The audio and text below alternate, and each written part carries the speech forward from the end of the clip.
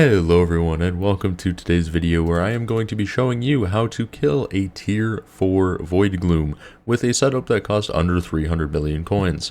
Now, first of all, before we get into anything else, make sure to leave a like and subscribe if you are enjoying the videos. And now, one other disclaimer here is I wouldn't really recommend this unless you're really desperate to do Enderman's Lair because it's not the most efficient setup, but since I'm an Iron Man player, it was quite helpful for me to be able to kill these bosses on my own without any assistance. So let's get into the gear. Alright, so looking at the gear, first of all, I'm not counting the aspect of the Void as a part of this cost because that doesn't matter, you can use an AOTE, really does not matter. So the total price of this setup came to around 282 million coins. Now, the things that doesn't include is the pet levels on the Enderman, because I leveled it myself, you can too. And then that also doesn't include Talisman, but for this, I currently have 660 magical power, but I think I had around 600 flat when learning to do this strategy, but of course I've grown since then. So now into the actual setup. It's very simple, very, very simple. Atom Split, of course. Wand of Atonement, need the healing. Overflux, the most expensive part of it, but also really good at keeping you alive. Florid, this is like an emergency weapon, just in case you need that quick burst healing. Juju, this is how you're getting through hits phase. Now this is where the setup kind of lacks, because it's really slow to get through hits phase using a Juju. Now, depending if you want to spend a little bit more, you can use souls for this as well, but if you're just using a Necromancer sword and no pieces of Necromancer armor to swap into, the souls have a pretty decent chance of dying before actually knocking into the next non-hits phase, so I would just recommend using a Juju. It's a little slower. Getting explosive arrows will help, and make sure, if you don't know, to use your Atom Split ability, then start shooting with the Juju, because the ferocity from this ability will carry over. My armor, very simple. Recommed, it has wisdom on it just for the extra little bit of intelligence, and is up to the 25,000 kill threshold, and like I showed earlier, I have my Enderman pet. And in case you did not hear, I also have 600 magical power. Had a little bit less before that, but now let's get into the boss. Real quick before we get into the boss, the last thing I should mention is my skills here. I am currently combat 56, again was probably around 50 flat when doing this strategy, and I'm forging 26. Those are the only two combat related ones, so let's hop into the boss.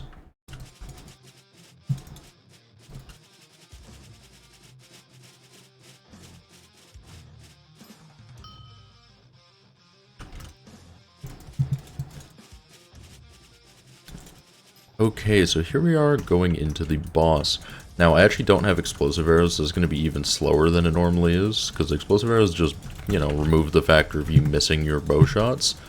But again, this is not about a fast way or a nearly an efficient way to do this. This is just solely a way that you can do this if you are desperate enough.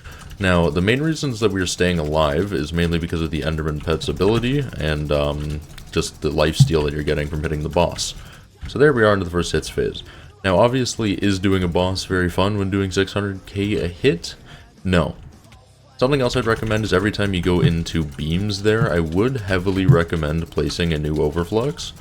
And these are the kind of areas where a florid is nice to have, because when I start getting low like this, it's nice just to have that quick burst healing that I can hotkey to.